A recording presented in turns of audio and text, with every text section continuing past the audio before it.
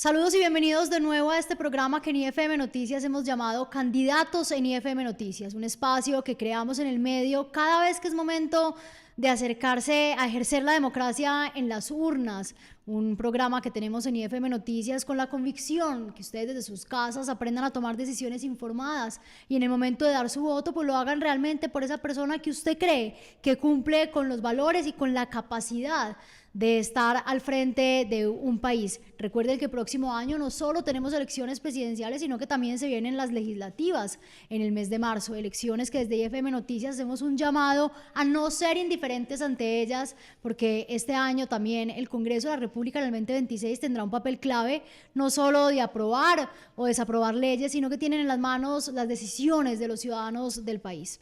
Hoy en Candidatos en IFM Noticias nos visita Juan Fernando Cristo, ex ministro de Colombia, y quien ahora ha decidido a darse una batalla por el país para llegar a la Casa de Nariño. Bienvenido a IFM Noticias. Laura, un saludo muy especial, encantado de estar acá, muchas gracias por la invitación y de estar acá nuevamente en Medellín, en Antioquia. Gracias a usted por aceptar la invitación de IFM Noticias a este programa donde ya llevamos 30 precandidatos presidenciales entrevistados. Hemos dado la oportunidad a todas las voces que se acerquen a nuestro medio a contar pues quiénes son, qué han hecho y sobre todo qué están dispuestos a hacer por el país hoy en día. Y yo quisiera que empezáramos me también. Faltan como 70 todavía. Me faltan como 70, no creas, hasta Batman me faltaría traerlo acá y pues tampoco, hay que volvernos también serios con esto, no estamos para improvisar ahora, doctor Juan Fernando. Bueno, yo quisiera empezar por el inicio, por un tema de pedagogía. En IFM Noticias creemos que gran parte de los problemas que tiene hoy Colombia y el resto del mundo parten del desconocimiento, de la educación, de esa pedagogía que hoy se necesita en el país. Así que nos gusta hablar un poco de ese antes, pues usted no es ajeno para nadie, el país ya sabe quién es usted, pero me gustaría que hiciéramos también ese recordatorio de quién es Juan Fernando Cristo y por qué toma la decisión, como hablábamos ahora, de sumarse a esto que básicamente es un emprendimiento. Pues, Laura, Juan Fernando Cristo es un hombre de provincia, del norte de Santander, de Cúcuta, allá en la frontera con Venezuela, que cada determinado tiempo se pone de moda en Colombia por lo que sucede con la dictadura de Maduro.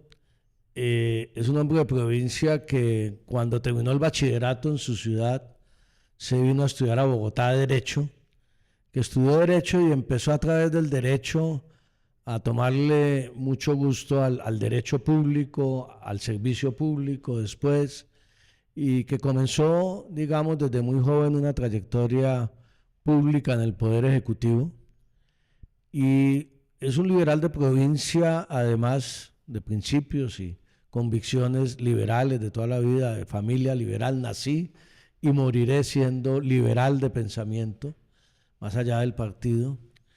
Que tuvo un episodio en su vida que de alguna manera marcó su vida en dos y que lo llevó a estas lides de la política electoral, más allá del servicio público. El 8 de agosto del 1997, el ELN asesinó a mi padre entrando a su consultorio en Cúcuta. Él era médico y era también senador de la República. Y terminé metido en esta vorágine electoral, como muchas otras familias en Colombia, por cuenta de la violencia que se acaba en el país. Y a partir de allí estuve en el Senado de la República, he sido ministro del Interior 2 veces, fui presidente del Congreso, fui presidente del Partido Liberal, y soy un liberal de principios que siempre ha entendido que este país no logra salir adelante si seguimos en esta polarización y en esta radicalización. Lo que yo he hecho toda mi vida, lo he demostrado, es construir consensos, construir acuerdos, ejercer un liderazgo colectivo, un liderazgo sereno y moderado, que yo creo que le hace mucha falta a Colombia, construir consensos para sacar adelante la ley de víctimas. Como senador de la República en el 2011 duramos 4 años en esa batalla, hasta que logramos poner de acuerdo al país en que las víctimas merecían ser reconocidas. Construir consensos después como ministro del Interior de Santos para eliminar la reelección presidencial en Colombia, que le ha hecho mucho daño, que le hizo mucho daño al país en su momento. Construir consensos para garantizar la implementación del acuerdo de paz con las FARC, también como ministro del Interior de Santos. Y hace poco construir consensos en el Congreso para sacar adelante la reforma constitucional que fortalece la autonomía fiscal de departamentos y municipios del país. Creo que el camino es el consenso. Como ministro del Interior de este gobierno el año pasado, por estas épocas, hace un año, trabajaba incansable todos los días, insistiendo en la necesidad de un acuerdo nacional. Lamentablemente hubo sectores radicales del gobierno y sectores radicales de la oposición que no lo permitieron, y sigo creyendo que ese acuerdo nacional es lo que necesita el país hacia el futuro. Vamos a romper el hielo en esta entrevista, doctor Juan Fernando. Usted ha estado en los medios de comunicación. Los medios de comunicación hoy en día enfrentamos grandes retos, desafíos, estamos en crisis. Nuestra solidaridad y generosidad, por supuesto, con el Grupo Prisa, a quien queremos mucho en IFM Noticias, al doctor Juan Fernando Carrillo y Alejandro Santos, director de contenidos del Grupo Prisa, pues nuestra solidaridad y acompañamiento por la reestructuración que están viviendo hoy en día, que pues seguro a la final tendrá grandes resultados. Usted estuvo ahí en Caracol. ¿Se veía venir usted eso antes de irse o qué? No, para nada. Estábamos, como dice la gente, estábamos muy contentos y muy felices y no lo sabíamos. Confiese, ¿no? La verdad, diga si usted dijo, me van a sacar de acá y yo mejor me voy. Y no lo sabíamos, no, la verdad es una maravillosa empresa, es un grupo de medios independientes de la mayor calidad, es un equipo además maravilloso. Ojalá, yo he lamentado mucho, por ejemplo, la salida de todos, no menciono nombres, de los técnicos, los periodistas, gente que hace su trabajo con mucho profesionalismo. Es una realidad la transformación de los medios en el nivel global, ¿no? Cada vez es más difícil, cada vez más diversificados, cada vez más digitales, cada vez más competencias. Hoy en día nadie tiene la propiedad y el monopolio de la información en Colombia. Esto no es como hace 30 años, que usted estaba muy joven, Laura, pero a uno le decían, yo recuerdo cuando estaba saliendo de la universidad, decían, uno no se ha muerto en Bogotá si no hay aviso en el tiempo que notifique que se murió. ¿No? La información era totalmente monopolizada por un periódico como El Tiempo, por un periódico como El Espectador. Esto cambió y obviamente los tiempos van exigiendo y las sociedades cambian y el país ha cambiado. Por eso, ampliando esa visión de los medios, a uno lo llama mucho la atención que hoy en día hay muchos sectores políticos, muchos candidatos, muchas campañas prometiéndole a los colombianos, diciéndole a los colombianos, hay que volver al país que teníamos hace 20 años. Ese país ya no existe, es otro. Están totalmente equivocados. Sí, nuestra solidaridad y generosidad nuevamente. Apreciamos mucho el Grupo Prisa, Carrillo, Alejandro Santos, a todo el equipo, y por supuesto solidaridad también con las personas que salieron. Pero bueno, son tiempos difíciles, tiempos retadores para los medios de comunicación. Siempre valoraremos y apreciaremos y respetaremos mucho desde IFM Noticias a los colegas y a los medios que hacen periodismo con respeto, con ética y con responsabilidad. Bueno, del periodismo a la política. ¿En qué momento dice usted, bueno, me voy a dar una batalla por este país? Pues otra más de las que usted contó. Quienes estamos en este servicio público y en esta actividad política, Laura, pues en mi caso siempre hemos tenido el sueño de llegar al más alto cargo por elección popular, para cumplir sueños, para hacer realidad muchas de las ideas que uno ha venido construyendo y el conocimiento y la experiencia que ha venido acumulando. Yo hoy en día me siento preparado con la experiencia, con la madurez, con la capacidad demostrada, no llegar a hacer promesas, sino a lo largo de una trayectoria pública, de construir consensos y a través de esos consensos obtener resultados concretos para la gente, de beneficio a la gente. Finalmente, el servicio público, ¿qué es? El servicio público es lograr que a través de tus acciones, a través de tus ideas, puedas lograr resolver los problemas de la gente, que en Colombia son muchos.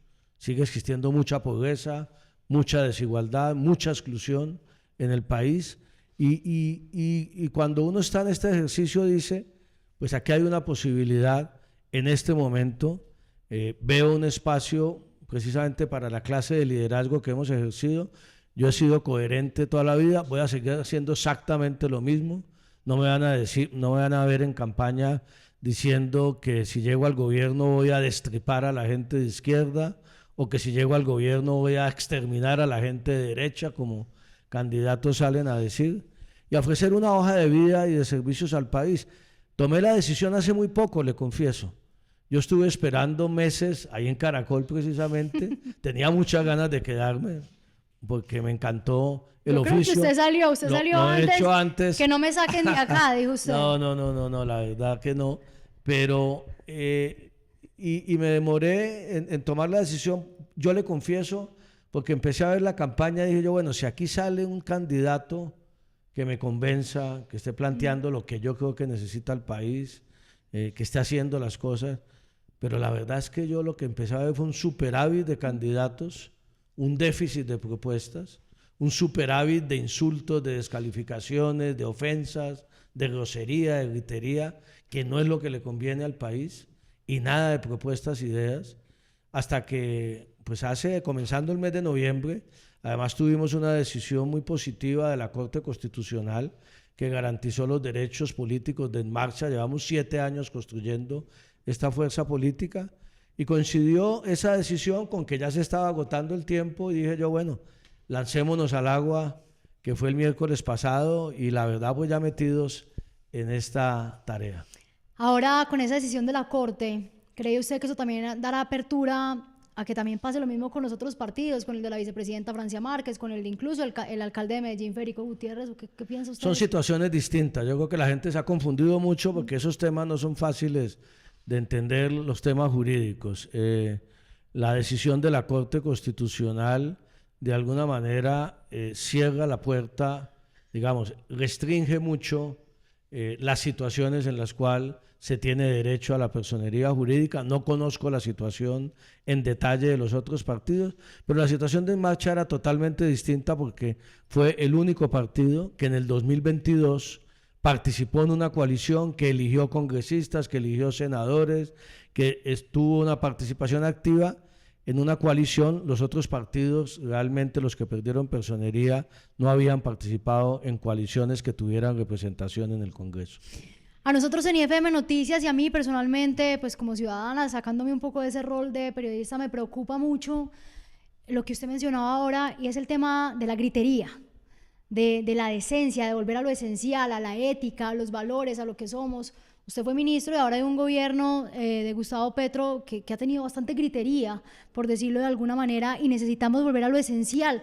Pero surge una pregunta: si usted llega a la presidencia, ¿su presidencia sería una continuidad del presidente de la República o cómo sería el actual presidente? Yo creo que los colombianos me conocen. Yo soy un liberal independiente. He sido un liberal independiente que ha tomado decisiones de acompañar a gobiernos de ideas de avanzada, de ideas reformistas, de ideas liberales, y que ha hecho oposición en democracia, legítima y válidamente, a los gobiernos de ideas conservadoras, de derecha, que no comparto, pero la oposición también respetuosa. Yo estuve, Laura, 16 años en el Senado, de los cuales 12 estuve en la oposición, al gobierno de Pastrana y a los 2 gobiernos del expresidente Uribe, con todo el respeto, y me parece válida una expresión democrática como la del Centro Democrático y el uribismo en Colombia, necesaria igual que el pacto histórico. Aquí tenemos que aprender a convivir civilizadamente en democracia y a discutir sin matarnos, y a discutir sin cogernos de las mechas, y a discutir sin gritería. Nos hace falta todavía un debate político más civilizado. Luego, la gente tiene claro que un gobierno de Juan Fernando Cristo será el gobierno de Juan Fernando Cristo, recogiendo temas importantes que yo creo que ha planteado el gobierno Petro. Si no, yo no hubiera tomado la decisión de acompañarlo en el Ministerio del Interior. Me llamaron, presté un servicio, cuando vi que ya no había escenario para seguirlo cumpliendo, tomé la decisión de retirarme. Así he actuado siempre.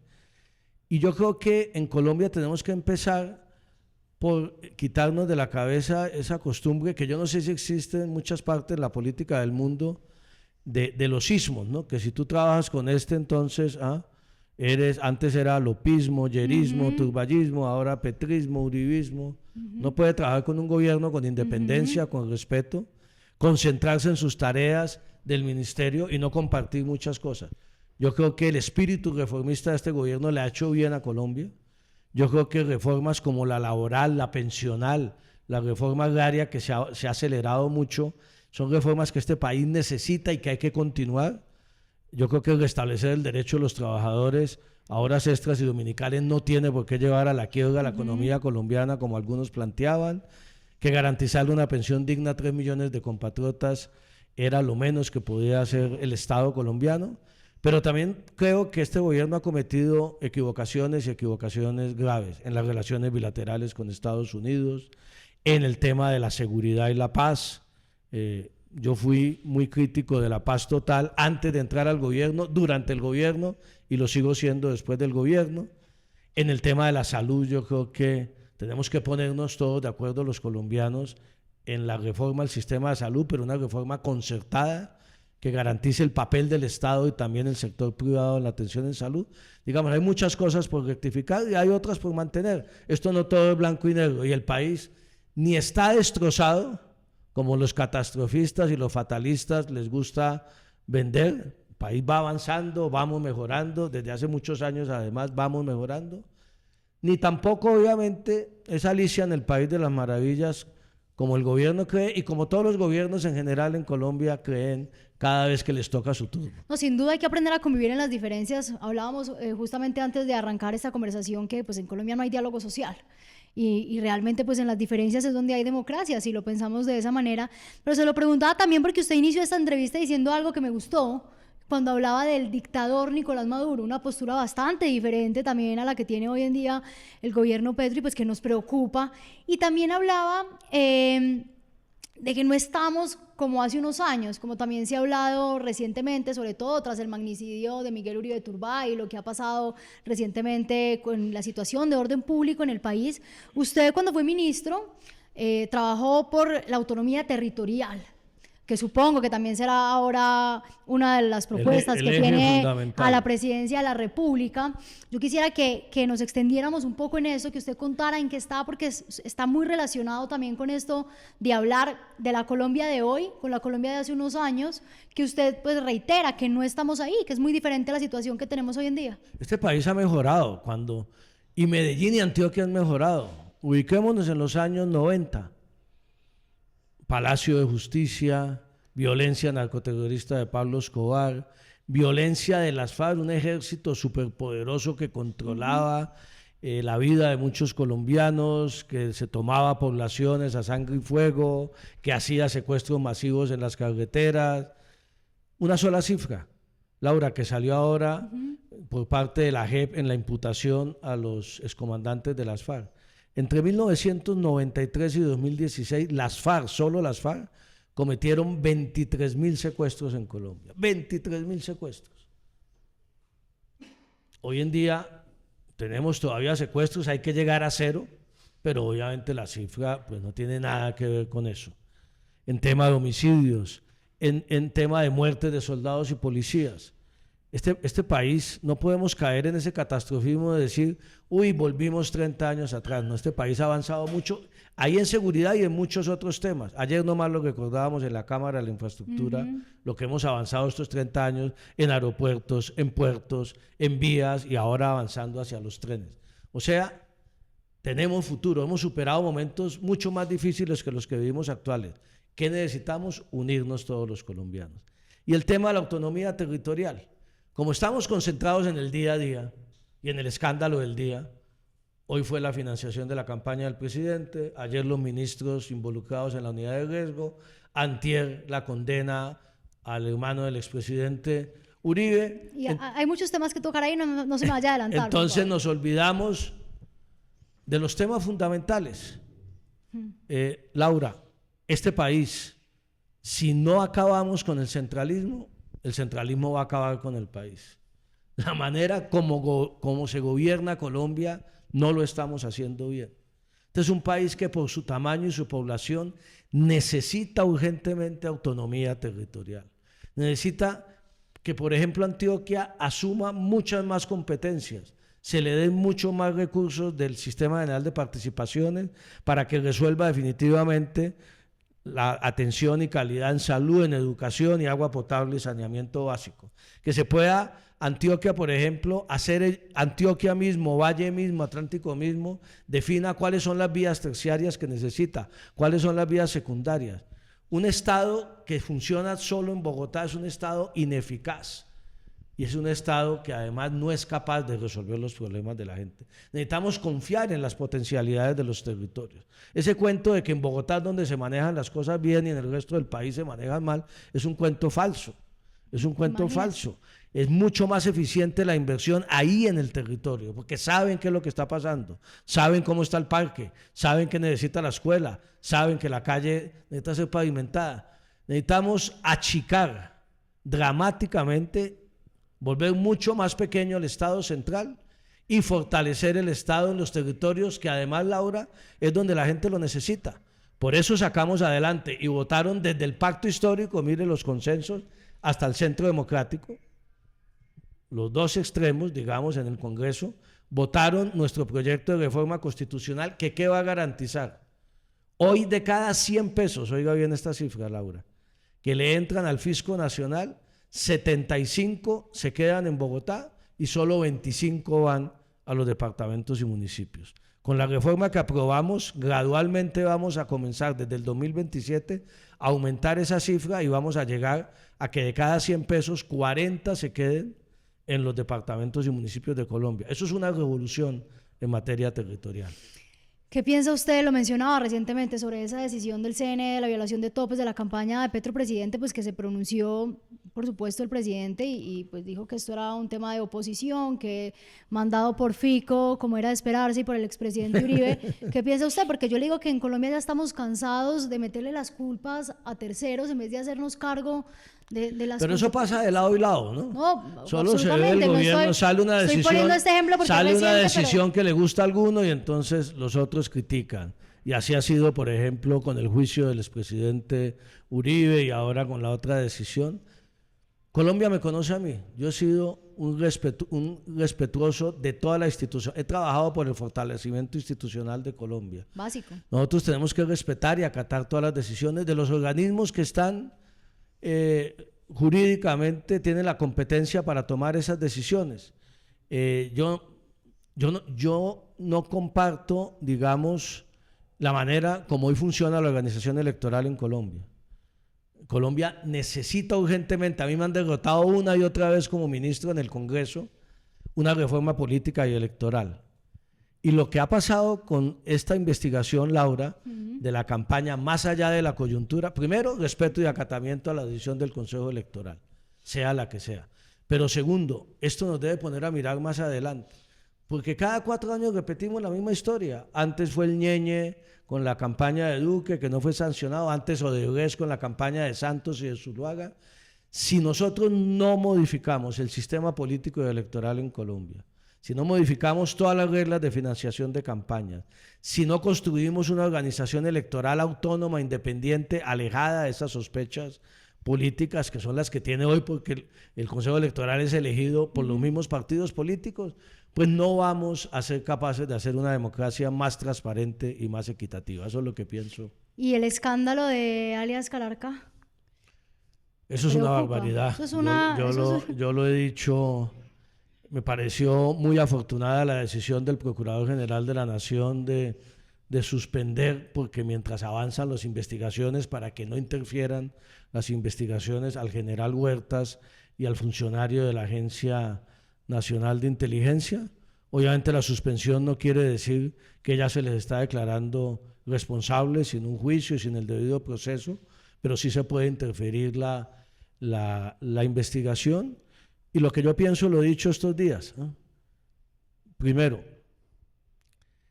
eso es muy grave no solamente por lo que puede significar en materia de corrupción, sino porque de resultar cierto todo lo que hemos visto, que además lo tiene aquí la Fiscalía de Medellín, de Antioquia, eso es un delito de traición a la patria. No sabemos qué pudo suceder ahí, cuántas operaciones contra Calarcá se pudieron haber sido frustradas si estaban tan infiltrados como aparece de primera vista. Vuelvo y hago la advertencia, hay que esperar el resultado final de la investigación. Segundo, es inaceptable para los colombianos, es intolerable que mientras el Estado, el Ejército están en una ofensiva en buena hora contra la estructura criminal de Iván Mordisco, al mismo tiempo haya pactos siniestros de complicidad con otra estructura criminal como la de Calarcá, lo que permitiría su expansión y fortalecimiento. Eso es totalmente inaceptable. Y tercero, esperamos que la Fiscalía rápidamente revise todo ese material probatorio que tiene y le haga claridades al país, porque esos pactos de complicidad entre el Estado y grupos criminales, ¿sabe qué me hicieron recordar también? Los pactos de los años 90 del Estado asociándose con el cartel de Cali para acabar con Pablo Escobar y el cartel de Medellín. Eso no se puede volver a repetir en Colombia. ¿Vio? Es que no podemos volver ahí. Usted está en Medellín, en Antioquia, donde está la sede principal de IFM Noticias, y pues sin duda este gobierno no ha querido trabajar en llave con este departamento. La realidad es esa, pues las razones son claras, pero ¿qué haría usted por Antioquia y Medellín? Pues por supuesto, por todo el país, pero hablo de Medellín y Antioquia porque ha sido, como le digo, muy afectado por el gobierno. Tres cosas. Antioquia va a ser el departamento más beneficiado con nuestra propuesta de la autonomía territorial. ¿Por qué? Porque Antioquia es el departamento mejor preparado institucionalmente. ¿Tenía el gobernador de Antioquia una propuesta de autonomía? Sí, distinta a este, digamos que tiene, yo la compartía en parte y tengo unas diferencias de fondo. Pero Antioquia, ¿por qué va a ser la más beneficiada? Porque ahora viene el trámite de una ley de competencias. Esa ley de competencias tiene que transferir más competencias de los recursos que le van a llegar a Antioquia. Y Antioquia está en capacidad de asumir muchísimas competencias precisamente para no estar dependiendo de Bogotá en muchas de las decisiones de transformación de Antioquia, primero. Segundo, el 7 de agosto del 2026, con Juan Fernando Cristo en la presidencia, se acaba la pelotera entre el gobierno nacional y la gobernación y la alcaldía de Antioquia y las alcaldías. Yo he demostrado que soy capaz en medio de las diferencias, que las tengo con el gobernador y con el alcalde en muchos temas, y ellos lo saben. Además, como ministro del Interior vine varias veces, logré con el gobernador Rendón que se firmaran convenios con el Ministerio de Transporte para terminar la vía después del túnel del Toyo. En fin, tenemos que trabajar, y el compromiso es: se acaba la pelea, trabajamos juntos, y hay que terminar las vías que están pendientes de terminar en Antioquia, porque es un asunto no solamente de Antioquia, sino de competitividad. No, es que conectan Antioquia con el país. Es para todo el país, es de beneficio de todo el país. Y eso hay que terminarlo, Y tercer compromiso: se acaba la pelea y vamos a terminar las obras y hacer un trabajo conjunto en temas que están por resolver todavía. Y un tema fundamental, el tema de la seguridad en Antioquia. Me preocupa mucho el deterioro que se ha visto en los últimos años. Antioquia recuperó mucha paz y tranquilidad después del acuerdo de paz con las FARC en el Urabá, en el Bajo Cauca antioqueño, en el oriente, y se está empezando a deteriorar. Están apareciendo con reclutamiento de menores. El tema del conflicto está volviendo a azotar a Antioquia, y ahí haríamos llave con el gobernador y el alcalde: más tecnología, más inteligencia para enfrentar a los criminales conjuntamente entre todos. Y ya que usted está hablando de Medellín, ¿qué piensa usted del exalcalde, el imputado Daniel Quintero Calle, que en este medio nos hemos dado grandes batallas, no contra él justamente, sino porque hay que defender a Medellín, Antioquia y al resto del país de la corrupción? Mire, yo creo que Medellín, al igual que Colombia, está viviendo una polarización y una radicalización que no le conviene a nadie y que no podemos avanzar. Cuando a mí me preguntan cuál es el principal problema de Colombia: claro, seguridad; claro, salud; claro, vamos a tener problemas fiscales; claro, hay que garantizar seguridad energética. Pero el principal problema hoy es la incapacidad que estamos demostrando los colombianos de ponernos de acuerdo en lo más mínimo. Y tenemos que ser capaces de superar esas polarizaciones. Que hay un alcalde que está siendo investigado en distintas instancias. La justicia tiene que investigar, la justicia tiene que tomar decisiones, la justicia tiene que resolver si es culpable o no. Pero aquí empezamos entonces el peloteo de Quintero y Fico y Quintero, y la ciudadanía en la mitad.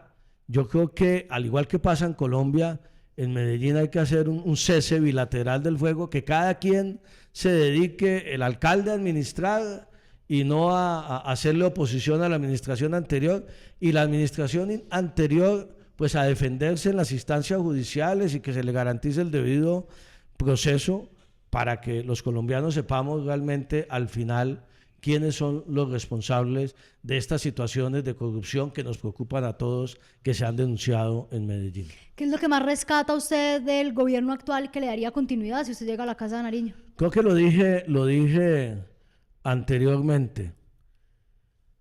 Este país normalizó la democracia con la llegada del primer gobierno de izquierda a Colombia.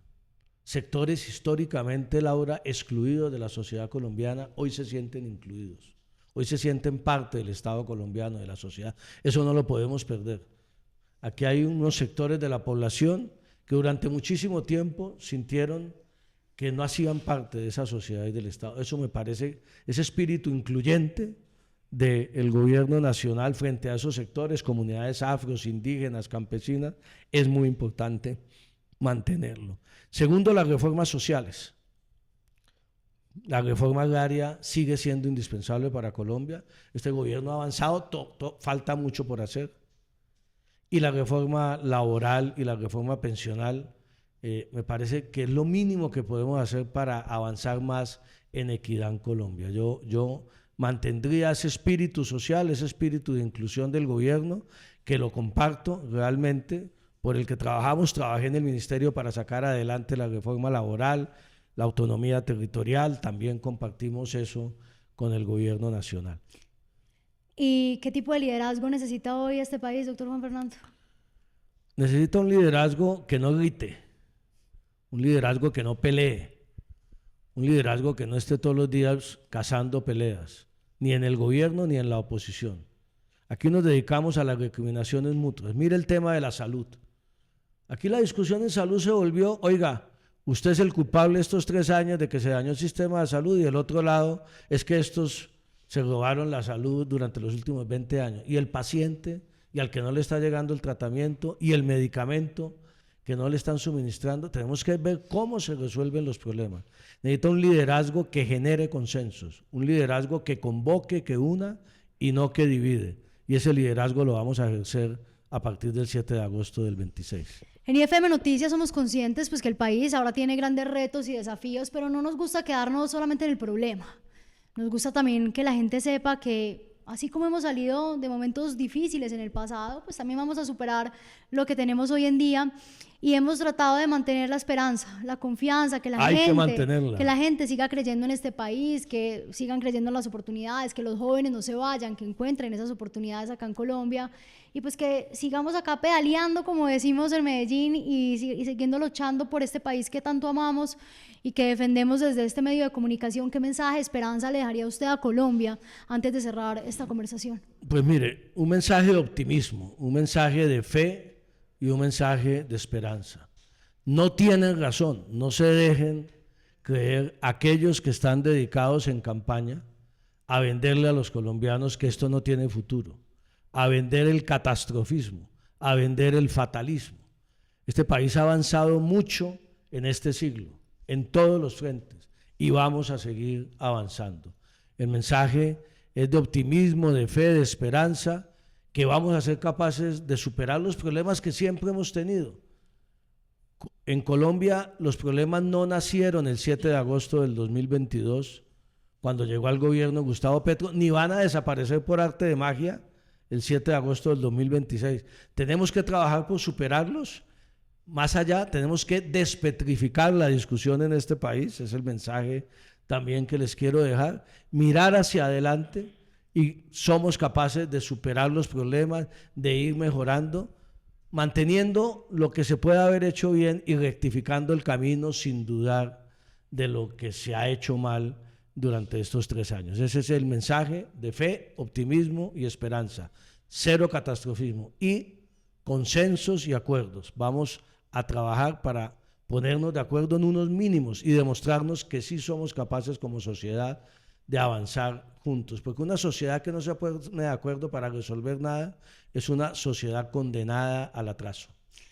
Juan Fernando Cristo, exministro y quien ahora está decidido a llegar a la Casa de Nariño en Candidatos en IFM Noticias, muchísimas gracias por aceptar esta invitación. Lo esperamos nuevamente más adelante para seguir conversando porque hay mucha tela que cortar. Muchas gracias por la invitación y seguramente estaremos acá ya comenzando el año en plena campaña, más ajetreo electoral en el 2026. Aquí vendremos en muchas oportunidades. Siempre es muy grato venir a Medellín y venir a Antioquia. Bienvenido siempre. Y con ustedes nos encontraremos nuevamente en otro programa de candidatos en IFM Noticias para que ustedes desde sus casas aprendan a tomar decisiones informadas y voten a conciencia en las elecciones del 2026.